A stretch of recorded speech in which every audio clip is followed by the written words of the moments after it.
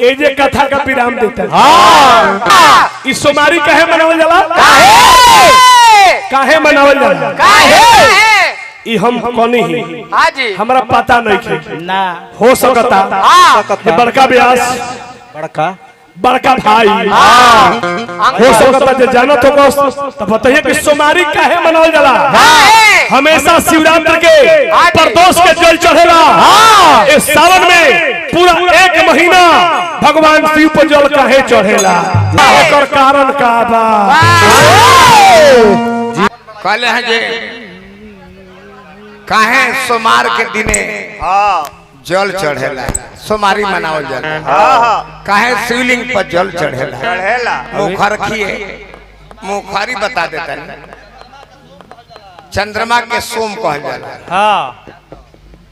चंद्रमा के सोम के चंद्र ग्रहण के काटे खातिर सोमवार के जप तप और जल चढ़ावल जाला शिवलिंग पर सोमवार के दिन। सोम ने चंद्रमा तो शिवलिंग ना चंद्रमा पर चढ़ेला, ये सब करे के सोमवारी कहल जाला। काहे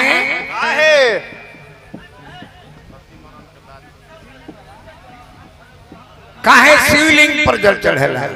शिवलिंग पर जल चढ़े के कारण बा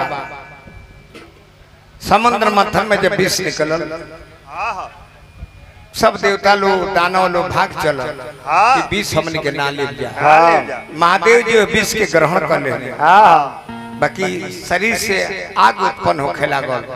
सब देव और धनुष मिल के महादेव जी पर जल चढ़ावे लागल ताकि विष के अग्नि के शांत कर दे।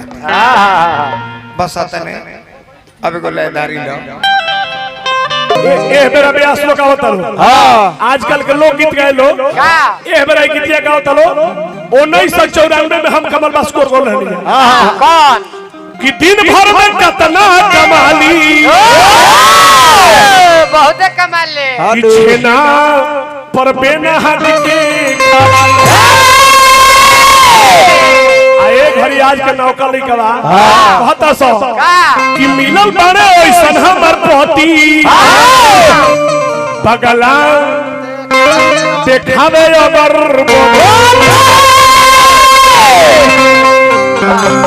बबुआ भोला बाबा के कांटा जोन बा 80 85 90 100 के बीच में रहे। आ तेरे माता पार्वती को वही अवस्था में छोड़ के जैसे ही बाहर निकल भगवान शंकर के मरी देखी हम गायकी से समझौता ना करी ना तब का। हाँ जी डिस्टर्ब चली ठीक है चली गजड़ी भंगड़ी के जब वेरिएशन होता ना भर रहा है गांजा मरलो हमने कहो नहीं गाते इंटरनेट साउंड से चाल कटी तो फिर मार लियो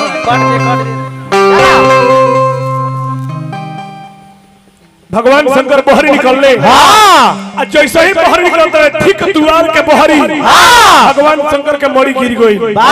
जब मरी गिरल तो देवता लोग सोचल करे बाप रे मरी नीचे गिर जाई तब तो प्रलय मच जाई।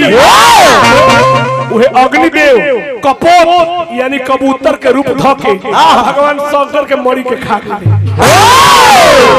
अब भगवान शंकर के मरी बतावा है कबूतर ले पहुंची